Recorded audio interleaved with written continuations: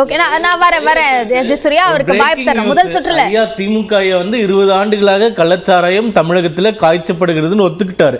அதுல வந்து கருணாநிதி ஆட்சி 5 ஆண்டுகளும் தொடர்ந்து இருக்கின்றது. அப்ப ஏன் நீங்க நடவடிக்கை எடுக்கவில்லை அப்படின்றது முதல் கேள்வி. இரண்டாவது, ஆம்ஸ்ட்ராங் அவர்கள் கொலை வழக்குல உண்மை குற்றவாளிகள் கைது செய்யப்படவில்லைன்னு சொல்றது திருமாவளவன் அவர்கள் உங்க கூட்டணியில தான் இருக்காரு. அவருக்கு என்ன பதில் சொல்றீங்கன்னு சொல்லுங்க. நீங்க இல்ல அவர் முதல் நாள் சொன்ன கருத்திலிருந்து நீங்க திரும்பவும் இப்ப சொல்லியிருக்காரு, எந்த சூழ்நிலையிலும் இந்த கூட்டணி சார்பாக நாம் ஆர்ப்பாட்டம் நடத்துவோம், தனியா நடத்துவோம்.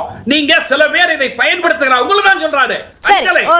உங்களுடைய மகளிர் அணி, மாவட்ட மகளிர் அணி ஓகே பாயிண்ட் டேக்கன். திரு இந்திரகுமார் தேரடி, இப்போ எதிர்ப்புகளை சமாளிக்கிறதுக்காகத்தான் இந்த குழுவை அமைச்சிருக்கு திமுக அப்படின்ற குற்றச்சாட்டு சொல்றாரு திரு எஸ். ஜே. சூர்யா. உங்க பதில்? இல்ல, இது திமுக வந்து ஒவ்வொரு காலகட்டத்திலும் திரு சபாபதி மோகன் அவர்கள் குறிப்பிட்டது போல தங்களுடைய அந்த கட்சி வந்து பலமுறை வந்து தேர்தலில் தோல்வியை சந்தித்திருக்கிறது, தொடர்ந்து தோல்விகளை சந்தித்திருக்கிறது. அப்படி ஆட்சியே இல்லாமல் பல ஆண்டுகள் தொடர்ந்து இருந்தாலும் கூட மீண்டும் அது ஆட்சியை பெறும் அளவிற்கு அவங்களால வந்து கட்சியை ஸ்டேபிளாக வச்சிருக்க முடியுது அப்படின்னா அதுக்கு ரொம்ப அடிப்படையான காரணம் அந்த கட்சியினுடைய கட்டமைப்பு. அந்த கட்சியினுடைய உட்கட்டுமானத்தை வந்து பாதுகாக்கிறதுல வந்து திமுக என்றைக்குமே கோட்டை விட்டதே கிடையாது. அது திமுக ஆரம்பிக்கப்பட்ட காலத்திலிருந்தும் சரி. ஏன் அப்படின்னா தமிழ்நாட்டில் திமுக வைத்திருக்கிற அந்த கட்டமைப்பு தான் வந்து தமிழ்நாட்டில் முதலாக ஒரு பேசிக் ஸ்ட்ரக்சர். கட்சி என்பது எப்படி கட்டமைக்கப்பட வேண்டும், அதற்குள் யார் யாரெல்லாம் எப்படியெல்லாம் இணைக்கப்படலாம், அது எப்படியான வலிமையை இந்த கட்சிக்கு வந்து சேர்க்கும் அப்படின்றத வந்து அண்ணா ரொம்ப நுணுக்கமாக ஆய்வு செய்து சமூக நீதி கண்ணோட்டத்தில் அதை உருவாக்கி தருகிறார். அதனை தொடர்ந்து திமுக பின்பற்றி வந்திருக்கிறது. இந்த 2024 நாடாளுமன்ற தேர்தலுக்கு முன்பு கூட இதே மாதிரியான ஒரு குழு அமைக்கப்பட்டது. 2021 சட்டப்பேரவை தேர்தலுக்கு முன்னாலும் குழு அமைக்கப்பட்டது. அதே போல தான் இப்போது 2024 தேர்தல் முடிந்தவுடன் அடுத்து 2026 ஆண்டுக்கான தேர்தல் மட்டுமல்ல, அறிவிப்புமே கூட இப்படி 1.5 ஆண்டுகளுக்கு முன்பாகவே அறிவிக்கப்பட்டதா? இல்ல 1.5 ஆண்டுகள் அப்படின்றது தேவையில்லை. ஆனால் அது எதற்காக அப்படின்றத பாருங்க. அது தேர்தலுக்காக மட்டுமல்ல. இந்த முறை அவர்களுடைய அறிக்கை அப்படின்றது ரொம்ப தெளிவாகவே குறிப்பிட்டிருக்கிறார்கள். 2026 சட்டமன்ற தேர்தலுக்கு தங்களை தயார்படுத்திக் கொள்வது அப்படின்றது அதில் ஒரு ஆஸ்பெக்ட் தான். அதை தாண்டி கட்சி ரீதியாக உட்கட்டமைப்பு ரீதியாக என்ன மாற்றங்களை செய்ய வேண்டும், என்ன சீரமைப்பு பணிகளை மேற்கொள்ள வேண்டும் அப்படின்றது குறித்தெல்லாம் முடிவெடுக்க காத்திருக்கிறார்கள். 2 தொகுதிகள் அல்லது 3 தொகுதிகள், அதாவது சட்டப்பேரவை தொகுதிகளில் 2 அல்லது 3 தொகுதிகளுக்கு ஒரு மாவட்ட செயலாளர் என்கின்ற வீதத்தில் கட்சியினுடைய கட்டமைப்பை பலப்படுத்துகின்ற ஒரு நோக்கத்தோடு திமுக செயல்பட்டு கொண்டிருக்கிறது. அதையும் சேர்த்துத்தான் இந்த குழு ஆய்வு செய்திருக்கிறது. இப்போ திமுக ஒருபுறம் வெற்றி பெற்றிருந்தாலும் அதற்கு அடுத்த தேர்தலுக்கு வேகமாக தயாராகிறோம் அப்படின்ற அடிப்படையிலான ஒரு கருத்தை நீங்க சொல்றீங்க. அதிமுகவும் சரிவை சந்தித்திருந்தாலும் அதிலிருந்து மீளணும் அப்படின்றதுக்கான ஒரு ஆய்வு கூட்டத்தை நடத்துறோம் அப்படின்னு சொல்றாங்க. அப்போ யார் வேகமா இருக்காங்க, யார் விவேகமாக இருக்காங்கன்னு பார்க்கணும். இல்லை, அதிமுகவை பொறுத்த வரைக்கும் கட்சி வந்து உண்மையிலேயே ரொம்ப சீரியஸாக கவனம் எடுத்து செயல்பட வேண்டிய ஒரு காலகட்டம் நினைக்கிறேன். அது வந்து இந்த தேர்தலை புறக்கணித்து விட்டார்கள் அப்படின்ற காரணத்திற்காக அல்ல, பல்வேறு காரணங்கள் இருக்கின்றன. சமீபத்தில் நடந்த ஆய்வுக் கூட்டம் ஒன்றில் முன்னாள் அமைச்சர் செல்லூர் ராஜ் அவர்கள் கலந்துக்கிறாரு. செல்லூர் ராஜ் அவர்கள் கலந்து கொண்டதற்கு பிறகு அவர் வெளியே வர்றதுக்கு முன்னாடியே உள்ளுக்குள்ளே என்னென்னலாம் பேசுகிறாங்கன்றது பத்திரிகை செய்திகளில் லைவில் டைரெக்டாக வர ஆரம்பித்து விட்டது. கிட்டத்தட்ட 8000 கோடி 800 கோடி கிட்ட நம்ம வந்து நலத்திட்டங்களுக்கு ஒவ்வொரு ஏரியாவுக்கும் பண்ணியிருக்கிறோம். அப்படி இருந்தும் நம்மளுக்கெல்லாம் ஓட்டு வரலை, நம்ம சீரியஸாக கவனம் செலுத்தணும்னு எடப்பாடி பழனிசாமி அவர்கள் குறிப்பிட்டதாக தகவல் வருகிறது. வெளியே வர்ற செல்லூர் ராஜ் அவர்கள் யாருக்கு பதில் சொல்கிறாரு அப்படின்றத பேரை குறிப்பிடாமல் அவர் என்ன சொல்கிறாரு அப்படின்னா, ஆமாம், இத்தனை 1000 கோடிக்கு நலத்திட்டம் பண்ணியிருக்கிறோம், என்ன பண்ணுறது, நம்ம என்ன புரட்சி தலைவரா, புரட்சி தலைவியா, இல்லை காமராஜரா, நம்ம என்ன போய் கேட்டவுடனே ஓட்டு போட்டுறாங்களா, ஒரு பக்கம் மோடிக்கு போடுறாங்க, இன்னொரு பக்கம் ராகுலுக்கு போடுறாங்க, மதுரையில் சௌராஷ்டிரா மக்கள் நேரடியாக பிஜேபிக்கே போட ஆரம்பிச்சிட்டாங்க அப்படின்ற வாதங்களை எல்லாம் அவர் முன்வைக்கிறார். அப்போது இந்த வாதங்களை வந்து அவர் மக்கள் மத்தியில் முன்வைக்கல, அவர் வந்து எடப்பாடி பழனிசாமி அவர்களுக்கு நேரடியாக அல்லாமல் மறைமுகமாக, இது கிட்டத்தட்ட நேரடியாக தான், பேர் மட்டும் முடிச்சிடறேன் சார், நான் முடிச்சிடறேன். அவர் வந்து இந்த கடுமையான விமர்சனங்கள் முன்வைக்கிறார். அதிமுக தரப்பை பொறுத்தவரையும் தென் மாவட்டங்களில் அதிமுக என்பது மிகவும் பலமான ஒரு கட்சியாக இருந்தது. ஆனால் அது இப்போது தொய்வடைய தொடங்கி இருக்கிறது. செல்லூர் ராஜு, ராஜன் செல்லப்பா, ஆர்பி உதயகுமார் உள்ளிட்ட தலைவர்களே எல்லாம் முகங்களாக முன்னிறுத்தினாலும் கூட அது அதிமுகவுக்கு தென் தமிழகத்திலிருந்து வாக்குகளை திரட்டி தருவதற்கு அப்படின்றது வந்து போதுமானதாக இல்லைன்றதை நேரடியாக பார்க்க முடியுது. ஏன் அப்படின்னா அதிமுகவை பொறுத்தவரையில் அம்மையார் ஜெயலலிதா இருந்த போதும் சரி, அல்லது எம்ஜிஆர் அவர்கள் இருந்த போதும் சரி, அவர்களை சுற்றி இருந்த தலைவர்களில் தென் தமிழ்நாட்டிலிருந்து முக்கியமான தலைவர்கள் அவர்கள் உடனே எப்போதுமே இருப்பார்கள்.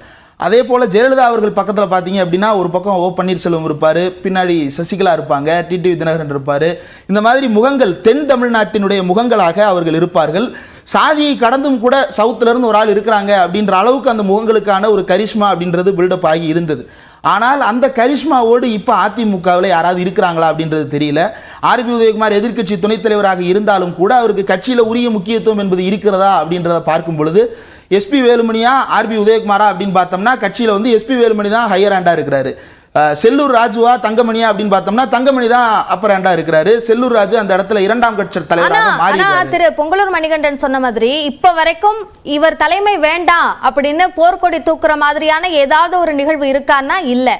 கட்சிக்குள்ளாக அவங்களோட கருத்துக்களை முன்வைக்கக்கூடிய விஷயங்கள் தான் பேசப்படுதே தவிர தனிப்பட்ட முறையிலோ அல்லது வெளிப்படையாகவோ கட்சிக்குள்ள அதிமுகக்குள்ள இருக்கிறவங்க நாங்க வெளியில வர்றோம் இல்ல ஒருங்கிணைப்பு தான் எங்களுக்கு வேணும் அப்படின்ற எதிர்ப்பை இது வரைக்கும் வெளியில சொல்லலையே. இல்ல இதுல வெளியே வந்து பார்ட்டியை வந்து ரெண்டாக உடைக்கிறது அல்லது வந்து அந்த பார்ட்டியினுடைய தலைவராக இப்போது இருப்பவருக்கு எதிராக வந்து ரெவோல்ட் பண்றது அப்படின்றதெல்லாம் வந்து எப்ப நடக்கும் அப்படின்னா ஒரு ஃபீசிபிளான ஆல்டர்னேட் இருக்கும்போது நடக்கும். அப்படியான ஆல்டர்னேட் இல்லை. அப்போ இப்போதைக்கு அந்த கட்சி எதனால பிடித்து கொண்டிருக்கிறது அப்படின்னா வேறு மாற்று இல்லை அப்படின்ற இடத்துல இருந்து. ஆனால் இப்போதே கணிசமான அளவுக்கு நகர்ப்புறங்களில் இருந்து அதிமுகவுக்கு வந்து கொண்டிருந்த வாக்குகள் அப்படின்றது பாஜகவினுடைய வாக்குகளாக மாறி இருக்கிறது. ஒரு அப்பர் மிடில் கிளாஸ்ல இருந்து ஹையர் இன்கம் குரூப்ல இருக்கக்கூடிய முக்கியமான நகர்ப்புற பகுதிகளில் இருக்கக்கூடிய வாக்காளர்கள் அப்படின்றவங்க பாஜக வாக்காளர்களாக மாறிக்கொண்டிருக்கிறார்கள் அப்படின்றத நான் சொல்லல. தி ஹிந்துவில் இன்றைக்கு வெளியாகி இருக்கிறது. அந்த வாக்குகள் எல்லாம் இதற்கு முன்பு அதிமுகவின் கைவசம் இருந்த வாக்குகள். அந்த வாக்குகள் இப்போது பாஜக பக்கம் போயிருக்கிறது அப்படின்னா உண்மையிலேயே ரொம்ப சீரியஸா அக்கறை எடுத்து கவனம் செலுத்த வேண்டிய நேரம் இது. ஆனால் அதற்கு உரிய அக்கறை செலுத்தப்படுகிறதா அப்படின்றத தலைமை தான் பதில் சொல்லணும். ஒரே ஒரு விஷயம், மின் கட்டணம் பற்றி எஸ்.ஜி. சூர்யா அவர்கள் குறிப்பிட்டார். அதுக்கு வந்து அதாவது மின்சாரத்துறை ஒன்றிய துறையிலிருந்து பதில் கொடுத்ததாக ஆர்டின்றார். அது யார் போட்ட ஆர்டி என்ன ஆர்டி அப்படின்ற தகவல்கள் எல்லாம் தெரியல. அந்த ஒரு வரி மட்டும் கோட்டாகுது. ஆனால் உதயமின் திட்டத்தில் இது இருக்கா இல்லையா அப்படின்ற கேள்வி வந்தது. அந்த உதயமின் திட்டத்தை முன்னிட்டு ஒரு ஒப்பந்தம் கையெழுத்திடப்பட்டது. Tripartite memorandum of understanding amongst ministry of power government of India and government of Tamil Nadu and TANGEDCO இப்படி 3 தரப்போடும் முத்தரப்பு ஒப்பந்தம் ஒன்று போடப்பட்டது. அதன் அடிப்படையில் தான் உதயமின் திட்டம் வருகிறது. அதில் வந்து chapter 1.2M the government of Tamil Nadu to take the following measures. Government of Tamil Nadu shall என்றவர். ஷால் அப்படின்றது சட்டப்பூர்வ வார்த்தையாக கட்டாயம் என்று பொருள். ஷால் அப்படின்றது வந்து நம்ம வழக்கமான வார்த்தை அல்ல, சட்டப்பூர்வ வார்த்தையாக அது கட்டாயம் என்ற பொருள். Government of Tamil Nadu shall endeavor to ensure that the tariff hikes are reflected in Annexure B are undertaken. Annexure B இல் இருப்பது போன்று டாரிஃப் ஹைக்கை காலத்திற்கு ஏற்றார் போல நீங்கள் உயர்த்தி கொண்டே இருக்க வேண்டும் அப்படின்றது அந்த முத்தரப்பு ஒப்பந்தத்தினுடைய கட்டாய சரத்தாக கொடுக்கப்பட்டிருக்கிறது. அப்போ இதிலிருந்து உதயமின் திட்டம் காரணம் இல்லை அப்படின்னு சொல்லுவது வந்து ஒரு முழுமையான பொய். உதயமின் திட்டம் இதற்கு முக்கியமான காரணமாக அமைந்திருக்கிறது அப்படின்றது தான் உண்மை.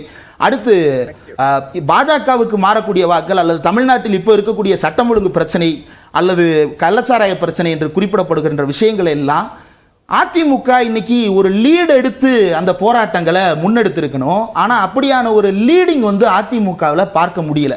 சில போராட்டங்கள் நடைபெறுகிறது. கள்ளச்சாராய விவகாரத்திலையும் அதுல அதிகமான போராட்டங்கள் அது சார்ந்த எதிர்வினைகள் அதிமுக தரப்புல இருந்து ஆற்றப்பட்டது. இல்ல அன்னைக்கு வந்து லைம்லைட் எடுத்தது அதிமுகவா பாஜகவா அப்படின்னு பாத்தீங்க அப்படின்னா அந்த இடத்துல ஒரு பெரிய கொஸ்டின் மார்க் வந்து விழுகிறது.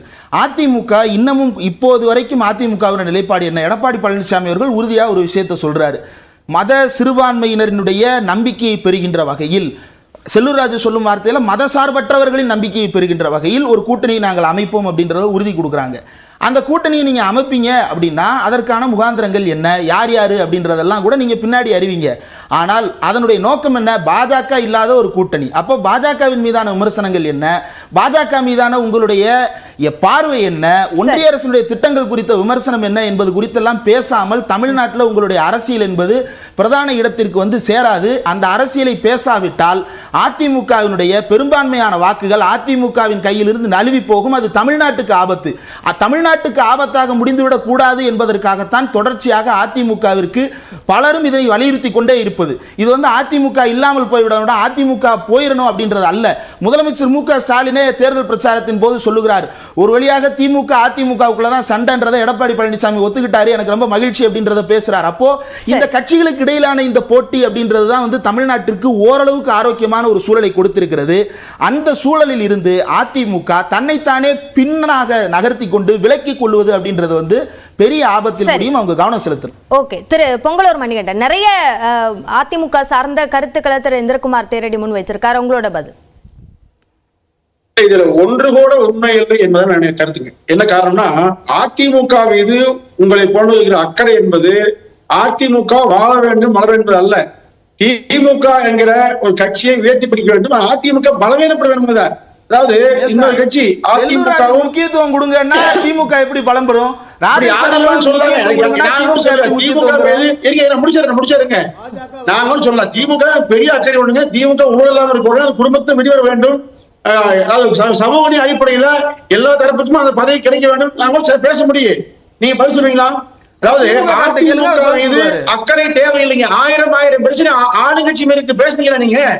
அதாவது நீங்க சொல்றீங்க, அதாவது கொலை, கொள்ளை, கற்பழிப்பு, வழிப்பறி, லஞ்சம், கஞ்சா, போதைப் பொருட்கள் அதிகரித்திருக்கிறது. இவையெல்லாம் கண்டுகள் ஒரு வார்த்தை பேசுறது துணிச்சல் இல்லைங்க. திமுக எதிர்த்து பத்திரிகையாளர்கள் பேர்ல மற்ற ஏதோ ஒரு பேர்ல அதிமுக அறிவுரை சொல்றது 1000 பேர் வரீங்க. 51 ஆண்டு கால அரசு எடப்பாடியார் அவருக்கு தெரியாத அவர் அறியாத 6 நிமிடம் 7 நிமிடத்துக்குள்ள எவ்வளவு முக்கியமான அரை மணி நேரம் உரையாற்றுன்னா என்னால முடியாது.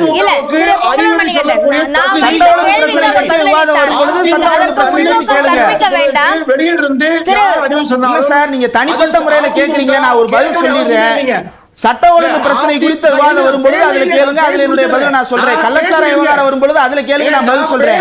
இன்னைக்கு திமுக விவாதம் நடக்கும்போது அதிமுக சரி, நான் பேசுறேன். திரு பொங்கலூர் மணிகண்டன் சொல்லுங்க. திரு பொங்கலூர் மணிகண்டன் அவரோட இணைப்புல ஏதோ சிக்கல்னு நினைக்கிறேன். தொடர்ந்து திரு சபாபதி மோகன், கட்சி எதிர்கட்சியை பலவீனப்படுத்துறதுல அதிகமான கவனம் செலுத்தப்படுது அப்படின்ற ஒரு குற்றச்சாட்டை முன்வைக்கிறார் திரு பொங்கலூர் மணிகண்டன். அதாவது